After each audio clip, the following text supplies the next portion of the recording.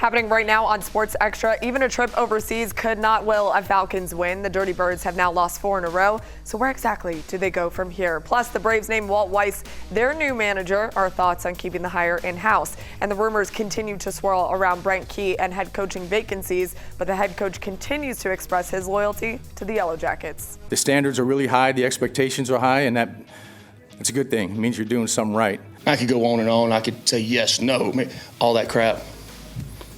Slice me open and see what colors I bleed. It was the quote heard around the world. Plus, the Hawks are getting used to playing without Trae Young, and United made a familiar hire for their next head coach. We are constantly busy around here. Sports Extra, it starts now.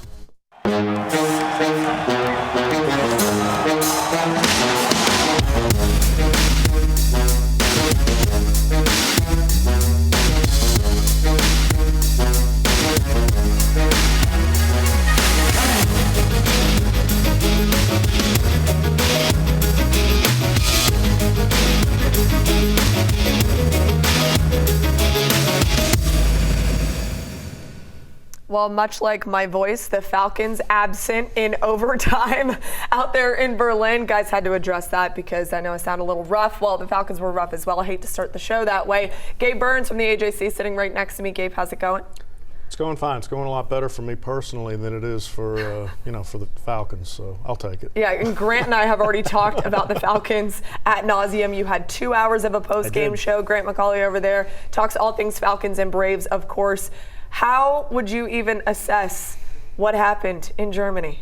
Frustrating, maddening, baffling. I mean, there are a lot of different words, but we've been saying this for 4 consecutive weeks. It felt like the Falcons were coming off this high of beating the Buffalo Bills on Monday night, and then they've just continued to let opportunities to build momentum and win games that they've been in slip right through their fingers. A 1-point loss last week, an overtime loss in Germany this week. I mean, it's a season where, the phrase I used a lot on the post-game show was, it's getting late early on the Falcons if they don't start winning again. You talk about opportunities. The offense didn't have a ton of opportunities, especially not on third down. They were abysmal in that area, 0 for 8 on third down, and they're very inconsistent on that side of the football. What is happening on offense, and how do they turn it around? Well, I think there's a few different things. I mean, number one, Zach Robinson has obviously been under fire for his play calling and for the decision and maybe the vanilla aspect of the playbook itself, but it felt like Michael Penix has also been out of sync. But this is a Falcons offense that it's got the weapons. I mean, we're talking about Bijan Robinson, who's one of the most dynamic players in the NFL. We're talking about one of the best wide receivers in the NFL in Drake London, and many more, a cast of more than that. But for Penix, it doesn't seem like he's been able to execute at that level. He took this loss very hard from what we heard on the post-game show. But let me give you a stat that really tells you all you need to know about the Falcons offense. 7 of 10 Michael Penix in the first half with a touchdown. 7 possessions from the third quarter on. 5 complete passes for Michael Penix. It was that kind of frustrating day. You've got to have more than that for whatever the reason, and whoever it is to blame, which, spoiler alert, is more than one person. Yeah, you knew that when you gave the keys to Michael Penix Jr., because he is a young quarterback, you were going to have some growing pains with him at quarterback. But today, you kind of mentioned some of those stats. He was 12 for 28, 177 yards. He had negative rushing yards. What's your biggest concern, Gabe, with not only just how Michael's playing the position, but where it goes from here? He needs more development, and it's unfortunate because when he was coming out of college, one of the big selling points with his age, with his experience, was this guy's kind of ready to roll, and that's not the case. He's not accurate enough. I agree with everything that Grant said. It's tough to watch at points. Of course, you can blame Zach Robinson. You could blame the key details of a drop here. There's a lot of different parts to it. Plenty of that. It's never just one person's fault. And if this team was rebuilding, if they were looking at themselves as this is a 3-year project, it wouldn't be as big of a deal. They traded their first-round pick, and look, and this might end up working out, James Pierce and Jalen Walker. Sure. But you don't really trade your first-round pick unless you're going to get a quarterback if you're a bad team. They made it clear they thought they could be a playoff team. They're nowhere close. I mean, you just have to be better in these close games. They don't have the detail. They're not coached well enough. Even you have one of the best players in football that you're not turning to in certain points. I mean, they miscalculated where they were as a franchise again. Because if you are going to be a playoff level team, some of these games, like especially the game last week, you have to win that game. I mean, so the bottom line is they're not good enough, and they thought going in that they were better than they are. Falcons, by the way, now now 3-6 on the year, and if you were not keeping track with this, they have never made the postseason when they start 3-6 or worse. So that is an abysmal statistic. You're looking at a team most likely not going to make the playoffs. Things have been crazy in the NFL, you never know. But this is also a team, Grant, where the defense has consistently kept them in ball games. 7 sacks today, and they lose the game. It's astonishing to me that Jeff Ulbrich has really turned things around on that side of the ball. Granted, there were some issues. They give up a ton of yards, 244 to Jonathan Taylor. But they're always doing enough to keep you in a ball game. How do they capitalize on that more on the defensive side of the ball? Well, I mean, it comes down to what does the offense do with its opportunities. I mean, we saw another tandem sack or strip sack and a fumble recovery by James Pierce and Jalen Walker. They did that against the Patriots last week. But, I mean, the ball was on the ground a lot of different times. Daniel Jones was seemingly running for his life for 3 out of the 4 quarters before it went to overtime. And the Falcons weren't able to capitalize on that. Offensively speaking, though, they've just got to find more points. You go back and look at Penix when he got his 3-game sample last year to start. They averaged 32 points per game with Penix. They've scored more than 25 one time this season. He's played all but 1 game. So this offense has some issues, I think, that go beyond Michael Penix. I think it comes down to scheme, a lot of execution, and a lot of missed opportunities. They've got to clean that up. You got to score more points than the other guys. That's what this comes down to. Yeah, and I think what's frustrating for a lot of Falcons fans is after every game they hear, we're going to find ways to fix this. Yet each and every week, we're seeing kind of a regression on some area of the football team, whatever it may be. One thing that has not regressed, in fact, it's been kind of rough the entire season, is the Falcons' run defense. It was on full display, all of the disparities that they have on that side of the ball, just in that position, because Jonathan Taylor, he's terrific anyways. It's hard to stop a player like that. 3 touchdowns from Jonathan Taylor and 244 yards. What was he doing so well? Well, you have to give Jonathan a ton of credit. First of all, I know we've kind of turned the MVP into a quarterback award. He should be in that discussion. He has been absolutely awesome. You need to know your assignment. You need to bring guys down. They had plenty of opportunities to bring him down, and they just didn't do it. And again, like, the defense has been better than we thought it would be. It's kept them in these games, but this is the kind of stuff we're talking about when we just say that you're just not good enough to be a playoff team. If it's not one thing, it's another. You're right. And if it's not one thing, it is more than another, I think, for this team, which is incredibly frustrating. One thing, really quickly, the NFL trade deadline came and went, Grant, and the Falcons, they did nothing. We saw some blockbuster trades around the NFL, but the Falcons, they stood pat. Where does that put them? Especially, I know it's very hard to find a trade partner for someone like Kirk Cousins, who had one opportunity this year to start and show what he could do, and that didn't go very well, obviously. But where do they go from here? I'm just not altogether that surprised. I mean, the injuries have really piled up, especially defensively. They're dealing with a lot of things. On the line of scrimmage, they're dealing with a lot of things. I don't know that they were going to be able to solve that with a bunch of trades. And do they have the trade capital? What would they do as far as their draft is concerned the next year or two if they continue to trade away picks? So I'm not surprised, but it comes down to what you hear every single Falcon, plus Raheem Morris, who I'm sure we'll hear from, say every single week. We've got to get better. We've got to execute. We've got to play better. We know what we need to do. We don't feel like we're miles away, but it just doesn't seem to be getting any closer every week. If it's not one thing, as you said, it's another. If there is not a fire lit under every single person in that building, I don't know what it's going to take, because this is a better football team than what they've shown, 3-6 so far. We'll see what happens when they play the Carolina Panthers next Sunday. Now, before we go to break, let's shout out another Georgia rookie. Malachi Starks is making a name for himself on the Ravens defense. The first-round pick, he nabbed his 2nd career interception this afternoon, leaping in front of Justin Jefferson in the Ravens win over the Vikings. Look at Malachi go. Love that kid. The Jefferson grad recorded his first interception last week against the Dolphins, something we've certainly seen plenty of, as you very well may know, in Athens, Georgia. All right, coming up, we had a stress-free Georgia game, something we don't get every single week, so that was a ton of fun. We're breaking down the Battle of the Bulldogs in Starkville, Mississippi, and getting you set for a massive showdown Saturday night against Texas.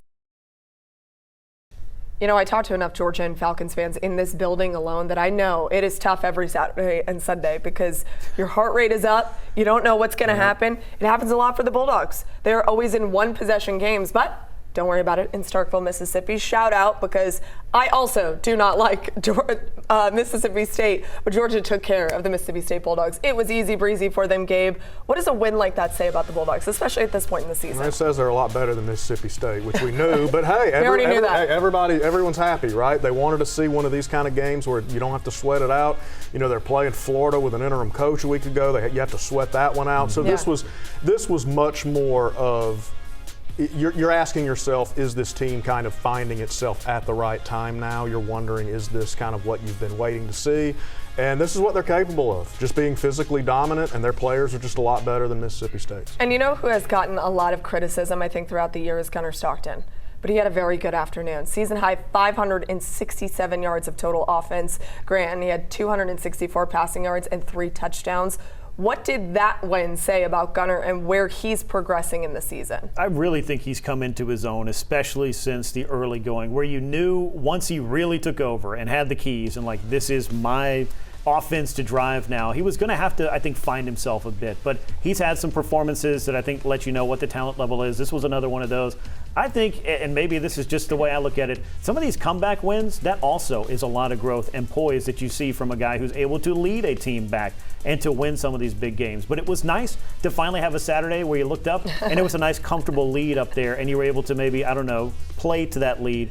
And it was great to see that. But I think that he knows some bigger tests are out in front of him. But I feel like he's coming into his own at a very good time for Georgia as they push through the regular season and look to get themselves positioned the best they can for where they'll be in the college football playoff. Speaking of the college football playoff, this next one coming up has massive implications, at least for one team. Texas heads to Athens for the very first time ever. Who would have thought that the Longhorns would be in a position that they will be on Saturday? This is a mammoth matchup for so many reasons. Gabe, what do you anticipate will go down between the hedges? I want to see if Georgia is going to run the ball on Texas again. You know, I thought Saturday was a really good step for Nate Frazier, obviously, with the game that he had. I want to see, are they going to be able to push Texas around as they did last year at points? Yeah. And as far as defensively, make Arch beat you. He's been better, and I know that, you know, everyone was really hard on him. And it's, you know, if his name was Arch Smith, it would be different, right? People needed to have some patience with him.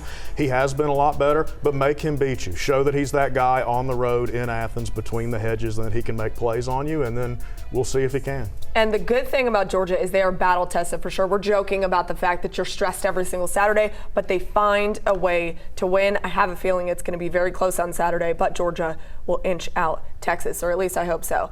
Now, there are a lot of head coaching vacancies throughout college football, as we have documented throughout the weeks here on Sports Extra. One name that you're going to hear a lot, rumored to be in the conversation of some of these jobs that are open, would be Georgia Tech head coach Brent Key, and rightfully so. He's been tremendous there on the flats.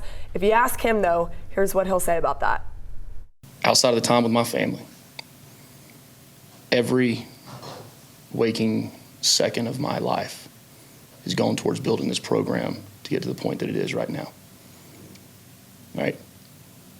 So that in turn we can continue 3 years from now, 5 years from now, 10 years from now, continue to elevate this place. Right? To be in that conversation.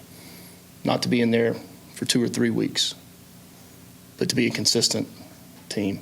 Not when you lose one game, people say, oh, the storybook's over. Nah, it's just beginning.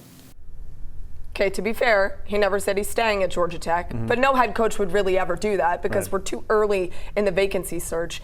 Gabe, what makes sense for Brent Key? Is it staying at Georgia Tech, or is it perhaps entertaining some of these openings? I think it's staying.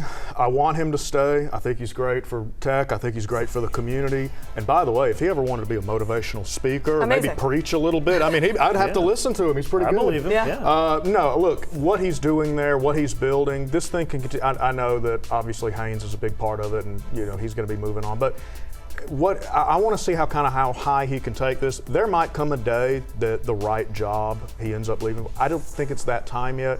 Of course, if LSU calls, you have to listen. And, you know, there's certain jobs, Alabama, Ohio State, there's certain jobs that everybody has to listen to. But especially in the current landscape we're in, see this thing through. I mean, look, they're going to compensate him well.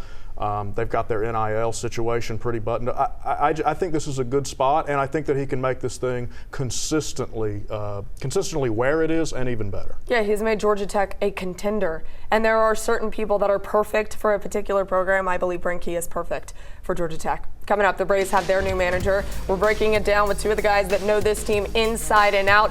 It's a familiar face that's taking over. What the Walt Weiss hire says for the future of the Braves. What this brand means and how important it is and how high the standards are here. And that's what's exciting. Circumstances are completely different, and so are the expectations. But like I said, when the expectations are high, it means you're doing something well, so it's a good thing.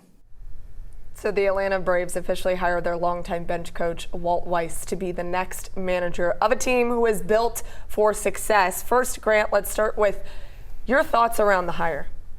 Well, I think that this should not be the most surprising hire for the Braves. Now, there were a lot of different camps and a lot of different ways you could look at it about what do the Braves need in this job. And I think ultimately they looked at it and they said, we like consistency, and we feel like Walt Weiss can provide that. I think he's a relationship person, much as Brian Snitker is. But does this mean that he's a carbon copy, a clone of Brian Snitker? No, I think he's a very different person, different personality. Yes, he managed and didn't have success in Colorado. Not many guys have. But I think you heard him say there that this is a very different circumstance, and he's had 8 years to learn what it means to be involved in this organization on the coaching level. And I think that he has built the relationships, and they're building a nice staff around him to go out and get back to the business of winning. Those expectations are there. He knows that that is a big part of his job and that you've got to kind of put up or shut up there. But I feel like this is a hire that, as we get to know Walt Weiss in this role, we might just be pleasantly surprised about what he brings to the field every single day. And all of the players love him so much. Yeah. And I think that probably played a lot into Alex Anthopoulos' conversations with him is, how are you going to relate to these players? He's like, what do you mean? I've done this forever, which I think is a huge positive in that regard. Gabe, was there any level of surprise for you when Walt was officially named the manager? Yeah, just because of the timing of it all, right? And I think, and we've talked about this, but if Walt had been named manager not long after Snit had transitioned into his advisory role, nobody would have been surprised. It's the fact that it took a month, and then people are going, well, wait, and obviously there was Danny Lehman with the Dodgers was speculated as a candidate. There were different people speculated. It was kind of assumed, and Walt even said this. He's like, I wasn't sure because the process was dragging out. Yeah. So, I mean, it was fair. Anyone who assumed it was going to be an external hire, I think that was fair. So from that standpoint, I suppose, ultimately, no. Look, there's something to be, I know some people roll their eyes at this Braves way thing, at the continuity thing. They've had a ton of success. Yeah. And I understand people want younger energy, somebody different.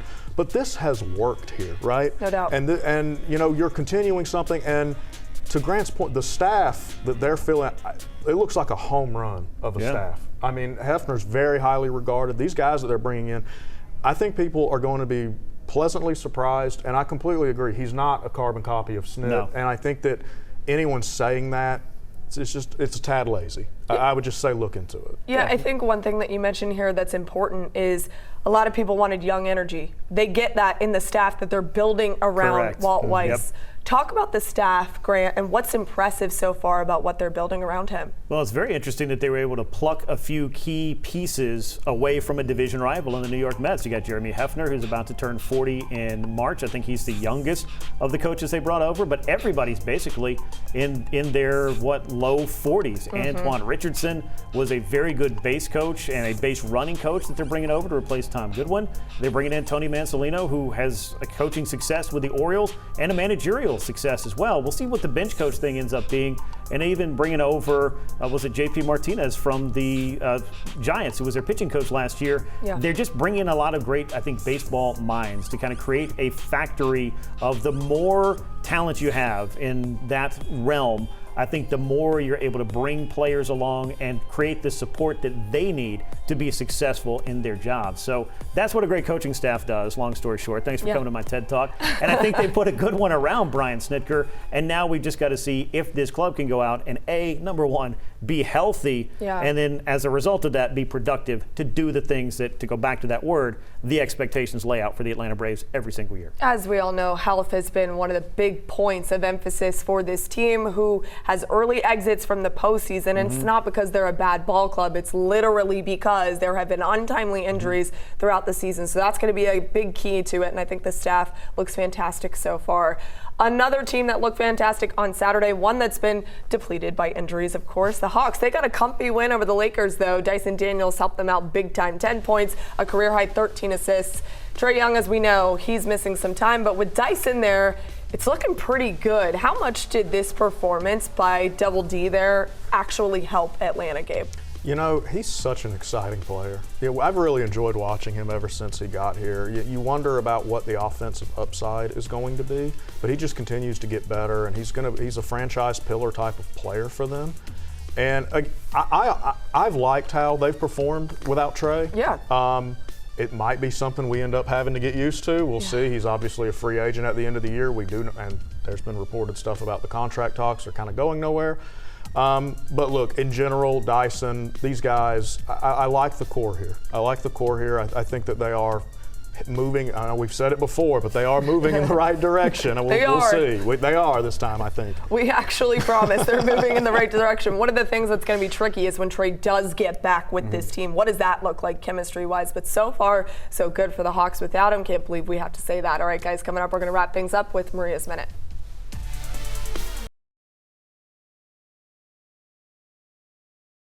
For tonight's Maria's Minute, we discuss the return of Tata Martino. It is the old adage of what's old can become new again. He's back as Atlanta United's new head coach, and he signed a 2-year deal. And honestly, I heard rumblings of this being an actual possibility a few months ago, and I thought to myself, you know what? Why not? When he previously led the club from 2017 to 2018, they won an MLS Cup title and led a winning culture around the Five Stripes. Nothing has really been the same since he left. A carousel of coaches and players in and out the door, high expectations and low delivery. This is a place that's always felt like home to Tata, and maybe this is just the spark that this struggling club needs right now. When there is clear leadership, there is clear results, and that's exactly what Atlanta United is thinking when it comes to a reunion with their now head coach. All right, guys, thanks for watching each and every Sunday. We will see you next weekend. A busy week lies ahead.